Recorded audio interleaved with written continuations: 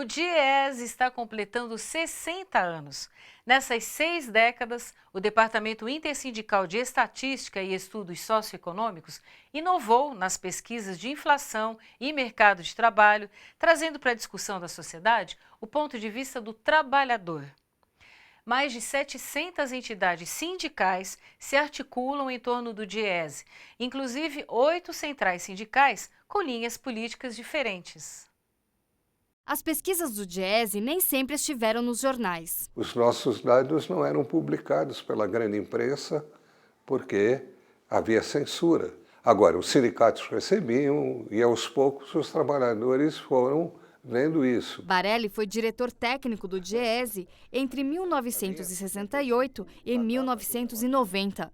Durante esses 22 anos, enfrentou a ditadura, o governo e tentativas incansáveis do Ministério do Trabalho de fechar a entidade. Um ministro do governo militar, chamado Júlio Barata, e ele disse, olha, se aparecer contribuição para o DIEESE, o balanço dos sindicatos, vocês têm de intervir no sindicato. Isso fez com que os mais medrosos saíssem do DIEESE, mas os grandes sindicatos mantiveram, principalmente os sindicatos metalúrgicos e os sindicatos bancários de São Paulo. O Departamento Intersindical de Estatística e Estudos Socioeconômicos foi criado em dezembro de 1955, com o objetivo de pesquisar o custo de vida do trabalhador e desmascarar o índice oficial, na época calculado pela Prefeitura de São Paulo. E a criação do DIEESE é justamente o esforço para tentar identificar se o sentimento que tinha entre os trabalhadores de que a inflação era maior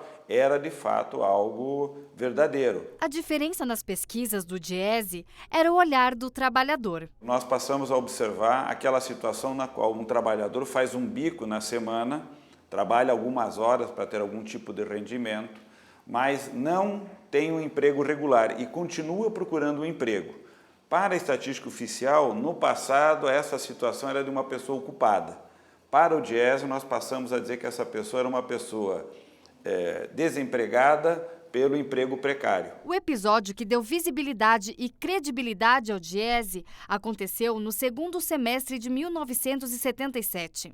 A Folha de São Paulo publicou um relatório em que o Banco Mundial mostrava que o índice oficial de inflação no Brasil em 1973 não era de 15%, como dizia o governo. Era de 22,5%, muito próximo do índice apontado pelo DIEESE. Isso foi um escândalo. No dia seguinte, os sindicatos pediram para o DIEESE levantar as perdas que tinham. Foi um grande motor da reativação do movimento sindical que estava apagadão. Foi quando veio o Lula, veio o Cicote, veio o pessoal do Metalúrgico Santo André, vieram os bancários, jornalistas, foi juntando todo mundo. Se durante anos os estudos do DIEESE serviram de contraponto aos dados oficiais, hoje eles também complementam dezenas de pesquisas feitas pelo governo. E não para por aí.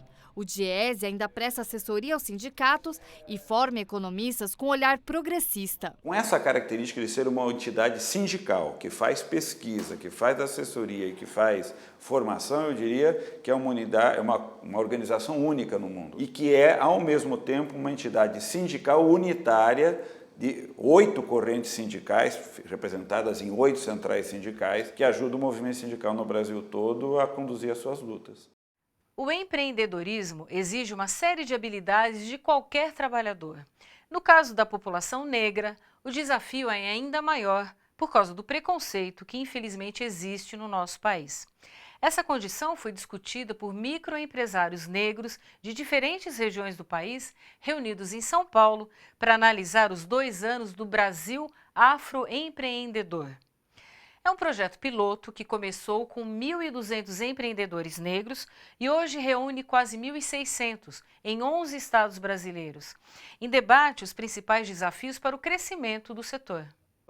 Cláudio é um dos quase 12 milhões de afroempreendedores do país. Há 20 anos ele desenvolve cursos, conteúdos, games e presta consultoria. Hoje ele tem a própria empresa, mas não foi fácil. Os desafios foram muitos. Existe uma série de situações em que, infelizmente, a questão da etnia ainda é levada em consideração.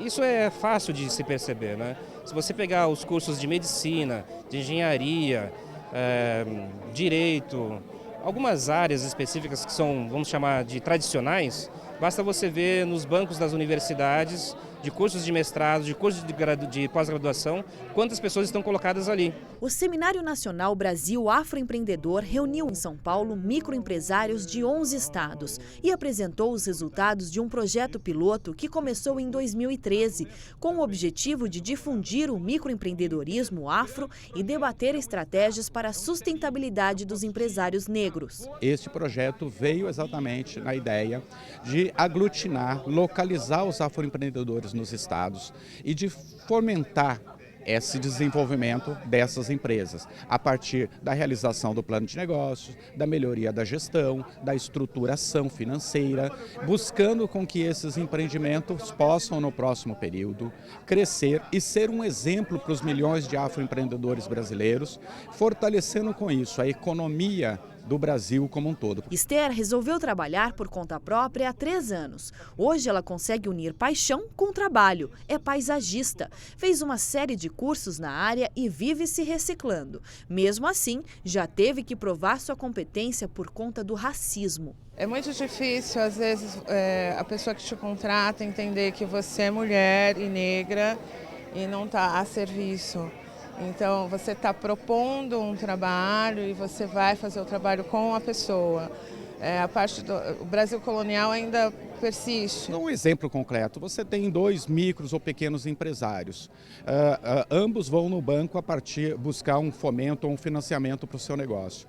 Um tem a tez e tem a pele clara, o outro tem a tez e a pele escura, não há dúvida. Um sai de lá com empréstimo, o outro não. Segundo a pesquisa divulgada, hoje os negros se concentram no ramo da moda e são maioria dentre os microempreendedores individuais, os MEIs. Já somam 52%, mas ainda faltam incentivos por todos os lados. Se não existisse racismo, não precisava de falar em políticas públicas específicas para a população negra, né? Não precisava falar de políticas públicas específicas para empreendedores afro-brasileiros. Não precisava falar. Não estaríamos falando de afro-brasileiros se não existisse racismo, estaríamos falando de população brasileira. Há 2 semanas, o projeto de lei Afroempreendedor São Paulo, do vereador Alfredinho, do PT, foi aprovado na Câmara e aguarda a sanção do prefeito Haddad. Prevê uma série de ações para incentivar os negros no micro e pequenos negócios, né? E isso, com certeza, também, além de você priorizar um setor que é discriminado, você também vai incentivar a economia. Também estou apresentando um projeto da criação de um fundo de investimento social, né, que é um fundo de apoio à economia solidária e ao afroempreendedorismo. O preconceito, infelizmente, no Brasil, ele está ficando cada vez mais evidente, mas isso não só nos fortalece. Este foi o Panorama de hoje, com belos exemplos de luta e superação, da ex-catadora e poeta Ana Paula e do atleta paralímpico Luiz Carlos. Você viu também como foram as manifestações contra o golpe e pela democracia. Milhares foram às ruas num dia que ficará marcado na história do país. Panorama fica por aqui e a gente volta na semana que vem. Até lá!